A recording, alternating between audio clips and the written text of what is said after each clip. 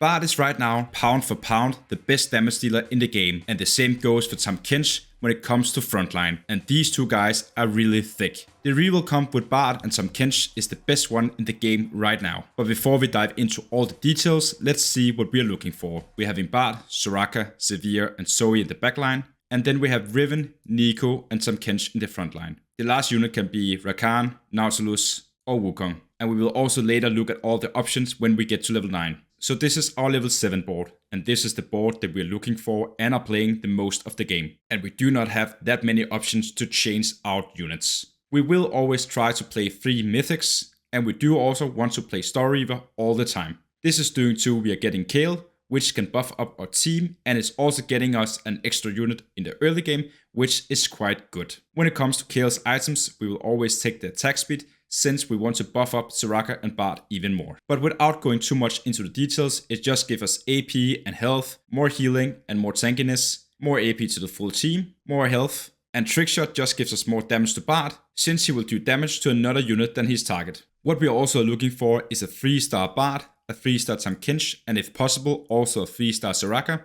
Sometimes you're just getting a 3-star Zoe as well, but these are the 3 main guys that we're looking to 3-star. Bard is our most important unit, so we will build items for him first. We want a Rage Blade. Doing to Bard's build is basically make him do more damage when he's doing his auto attacks. The 2 other items should be a combination of these. 1 more Rage Blade, a Gunblade and a Giant Slayer. But something like Red Buff can also work. The second unit that we're building items for is Tahm Kench. Here we want pure tank items.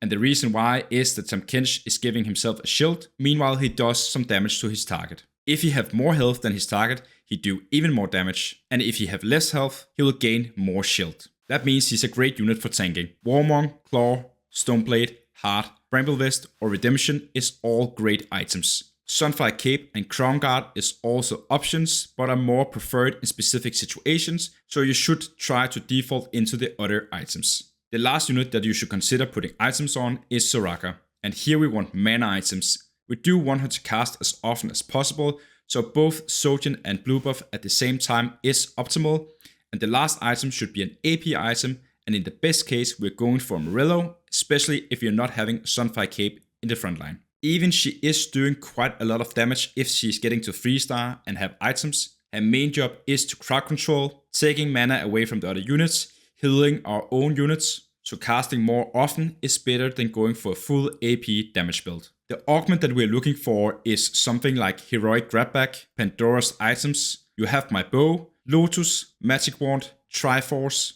or any other augments that give us a bigger chance of getting the right items or makes our units get to 3-star faster. Alright, that was the basics. Let's look at how we play it in-game. An early game board is always great if we can hit 3 in Story Reaver. So that is always something that we want to look out for. Put in a unit that are 2-star, that can tank, and let them hold Tahm Kench items. See if you can slam items as often as possible. And do you have yourself a chain vest and a cloak early in the game, you can't just slam them for a Stoneblade instead of waiting for something else. The same basically goes for the backline. See if you can get a 2-star unit that can hold items like Rage Blade for Bard.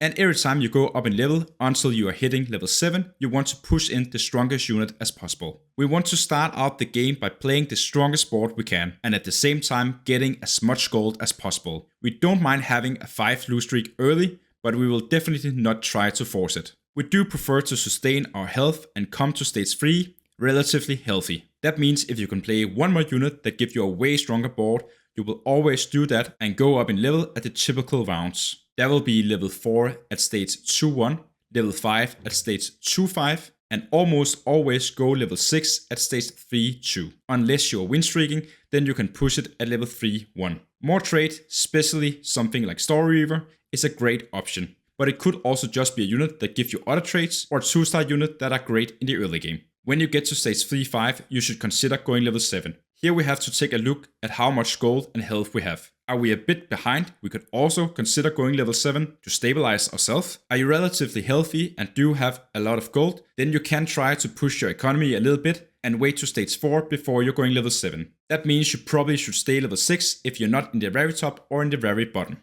When you hit level 7 and at the latest at 4-1, move your new units in so it looks more like this. At this point you don't have to have 3-star units, but you should have a board that looks like this. See if you can get Bard, Soraka and Tahm Kench to 2-star at least, and see if you can get all the other units to 2-star as well without spending too much gold. As soon as possible, get your gold up to 50 again and use all gold above 50 to do rolls to hit the units. The more health you have, the longer can you roll for these units. If you are constantly sitting in the top, you can just keep rolling and doing that every time you have more gold than 50. But are you getting to the point where you have around 30-35 health, you should consider doing a full roll down and see if you can hit your units. Are you also close to hit one of the units, you can also go a little bit deeper in your economy and spend a little bit more gold to hit the last unit. Are you in the situation where you're not really hitting the units? You should consider going level 8, and sometimes you just have to be fine by going top 4 instead of going for the juicy top 1. This is also the situation that you're going for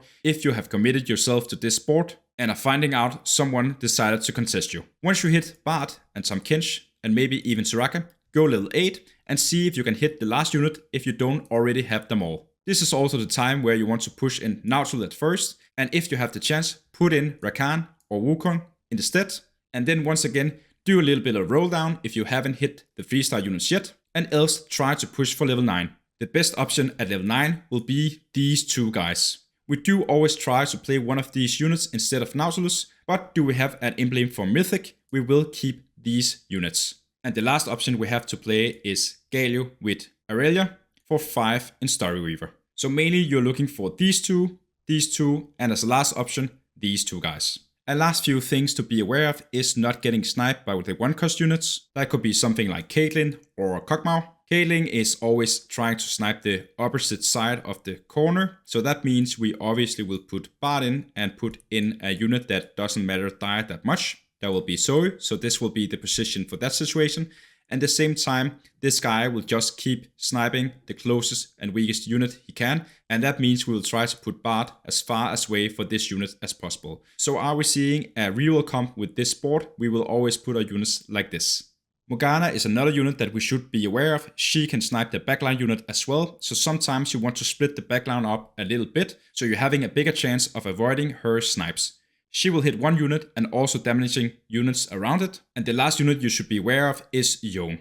So Yone will dash to a target, getting attack speed and a shield and doing a lot of damage. Are you playing against a 3-star Yone with Rageblade? You might consider trying to kill it before it's stacking up. Are you on the other hand playing against one without Rageblade and just pure damage and healing items? You might want to consider putting Bard away from it so you can stack up and he will not. But are you in the situation playing against one, might consider putting your units closer to the target and see if you can kill it before he's stacking all the way up with all the stacks on the Rageblade. If you could use this guide, make sure to like it. And if you want to see more guides like this, make sure to subscribe to the channel. If you want to see an overview of all the other comps, you can see that here. Thanks for watching and I'll see you in my next guide.